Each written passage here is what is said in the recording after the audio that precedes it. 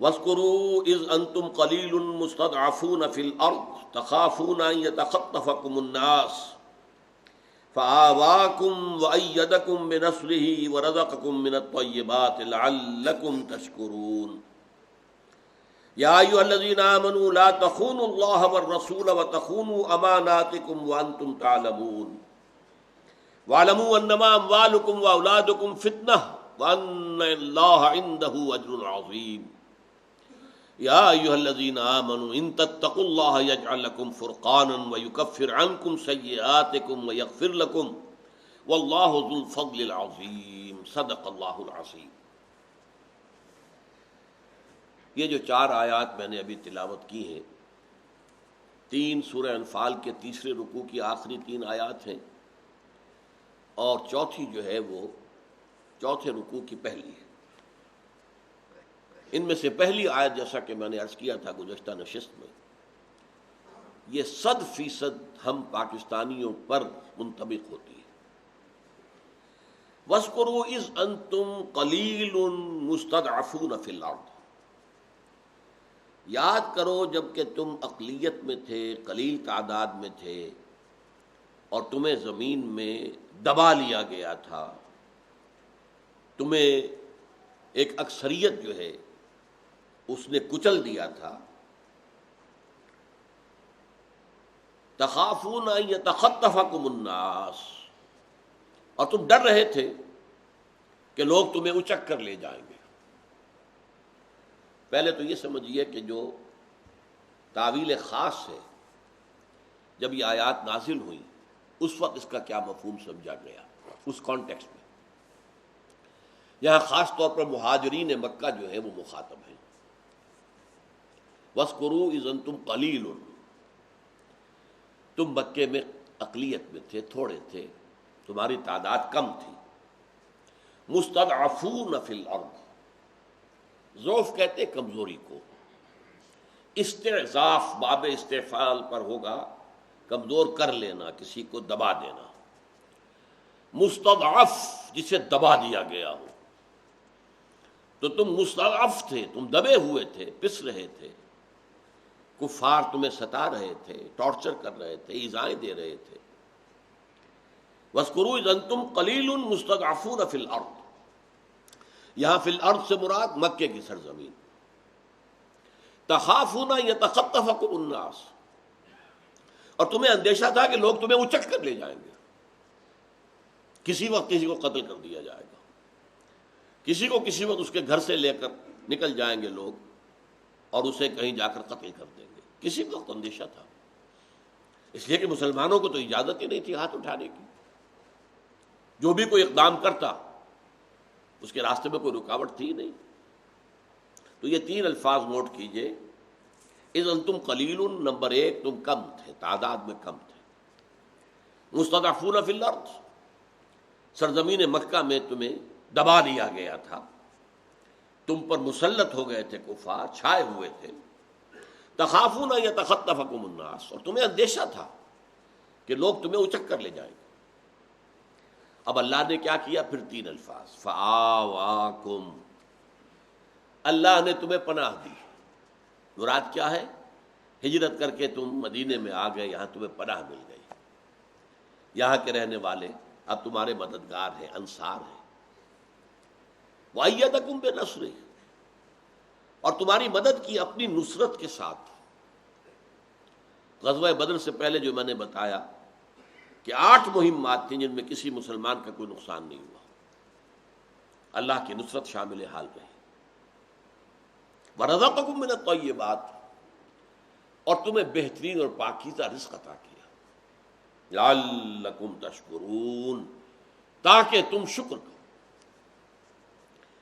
تو جہاں تک تو اس وقت کے مہاجرین کی کیفیت تھی، اس کے اوپر تو یہ آیت 100% جیسے کہ ہے، کیونکہ نازل ہی ہوئی ہے اس پس منظر میں، منطبق ہو رہی۔ اب آئیے پاکستان،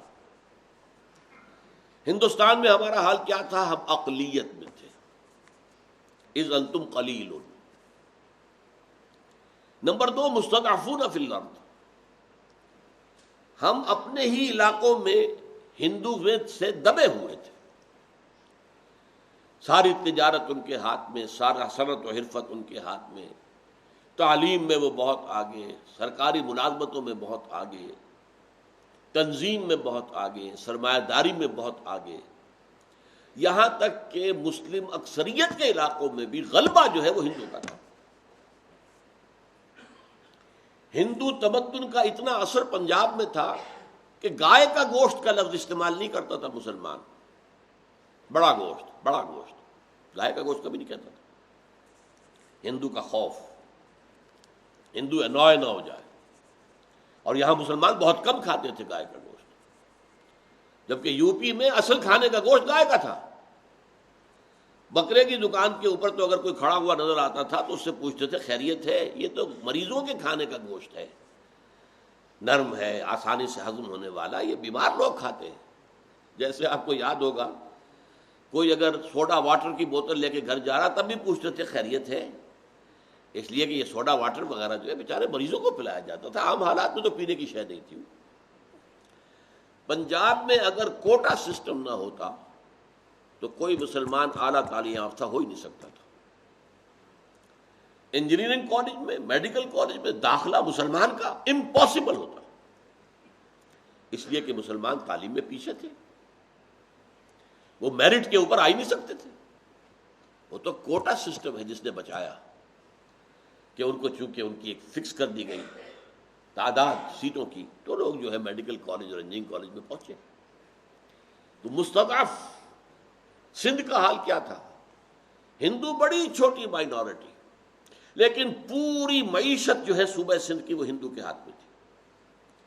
یہاں تک کہ جی ایم سید جو بعد میں جو ہے اینٹی پاکستان بھی ہوا، اس وقت وہ مسلم لیگ کا بڑا ایک مخلص رہنما تھا، اور اس نے درخواست کی تھی کہ یو پی سی پی کے مسلمان یہاں آئیں، وہ تجارت جو ہے ان کو گر آتے ہیں، وہ وہاں انہوں نے سیکھے ہوئے ہیں تجارت کے گر، وہ آئیں اور ہمیں ان ہندو بنیے ہیں ان کی غلامی سے نجات دلائیں۔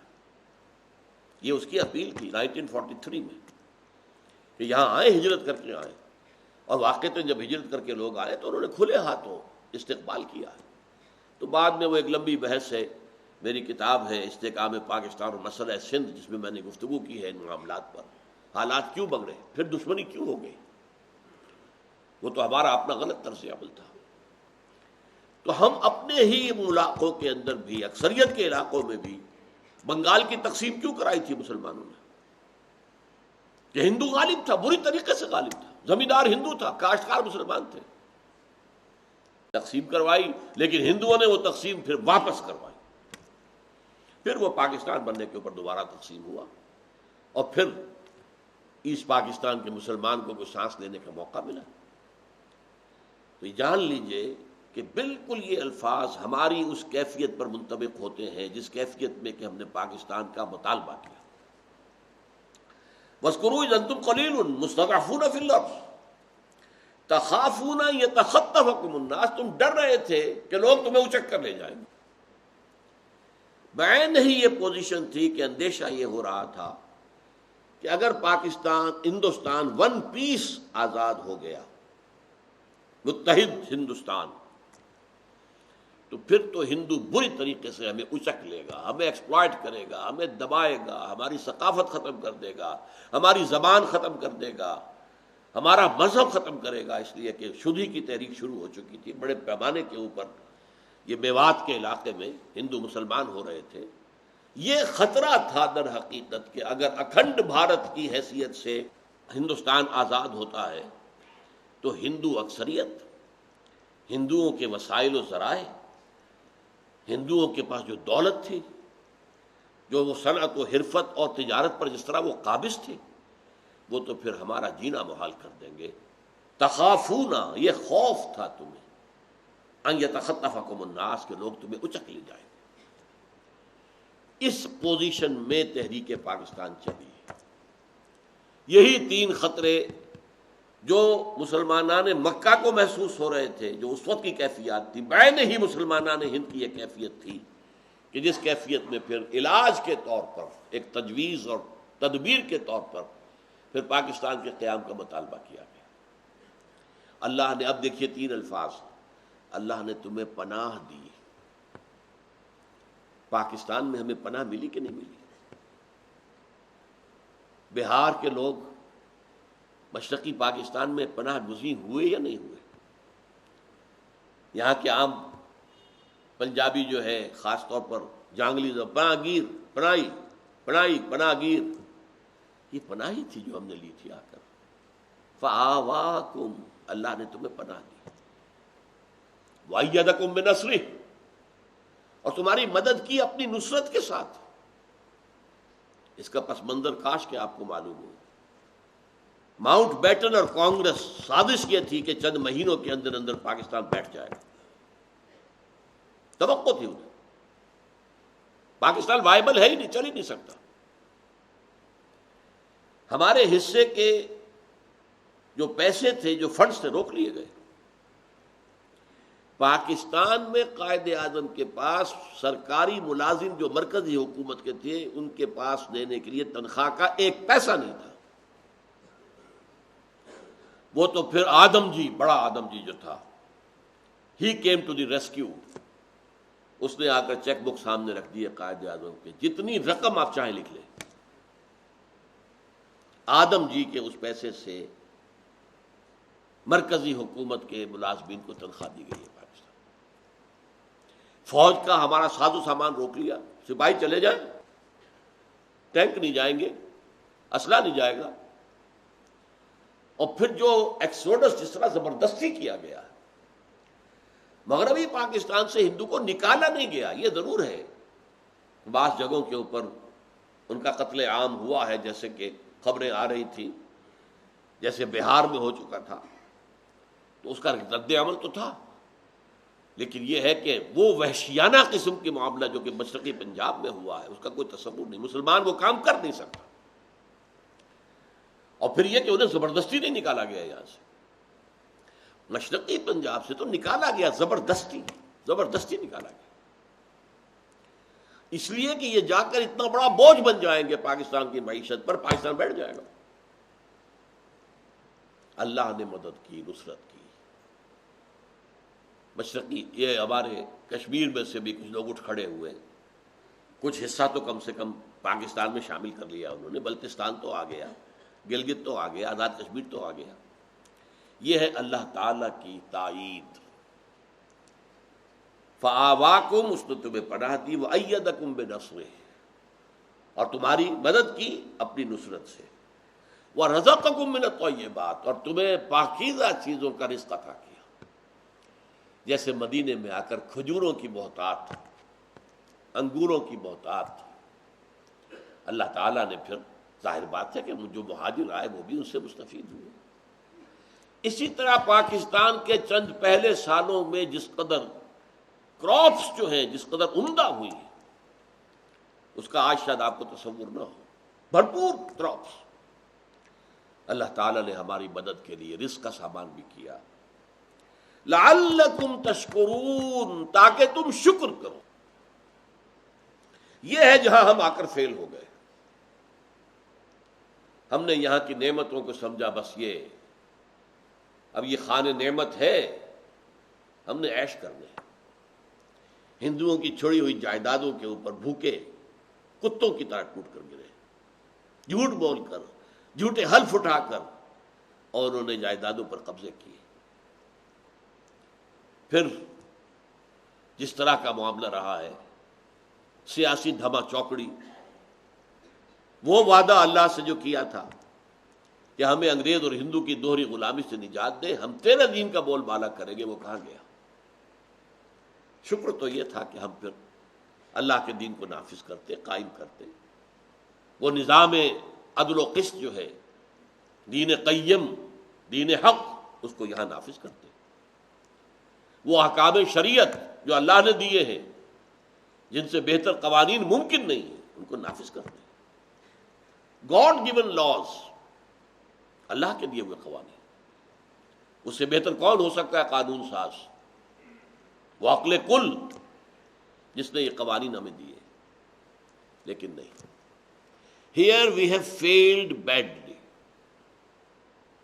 Pakistan is a failed state at this time. عام طور پر دنیا میں یہ لفظ استعمال ہوتا ہے مالی اعتبار سے فیل اسٹیٹ، جس کا خطرہ تھا پاکستان کے لیے اور لوگوں میں کہا جا رہا تھا، موجودہ حکومت نے یہ ہے کہ جو بھی کچھ کیا ہے اور باتیں جتنی بھی ہیں اس کیفیت سے ذرا نکالا ہے پاکستان کو۔ اب وہ معاشی اعتبار سے فیل اسٹیٹ نہیں ہے، لیکن فیل اسٹیٹ ہے اس اعتبار سے کس کام کے لیے قائم کیا تھا، وہ کام کہاں ہے؟ میں اس پہ تقریر مفصل کر چکا ہوں، پھر وہ تقریر لفظ بلفظ شائع بھی ہو چکی ہے مانامہ میثاق کے شمارے میں۔ اب میں تفصیل میں نہیں جانا چاہتا کہ کس قدر ہمارا مستقبل اس وقت کن کن خدشات سے، کن کن خطرات سے دو چار ہے۔ اس آیت کو ذرا حرز جان بنا لیجئے۔ وَاذْكُرُوا إِذْ أَنْتُمْ قَلِيلٌ مُسْتَضْعَفُونَ فِي الْأَرْضِ تَخَافُونَ أَنْ يَتَخَطَّفَكُمُ النَّاسُ فَآوَاكُمْ وَأَيَّدَكُمْ بِنَصْرِهِ وَرَزَقَكُمْ مِنَ الطَّيِّبَاتِ لَعَلَّكُمْ تَشْكُرُونَ۔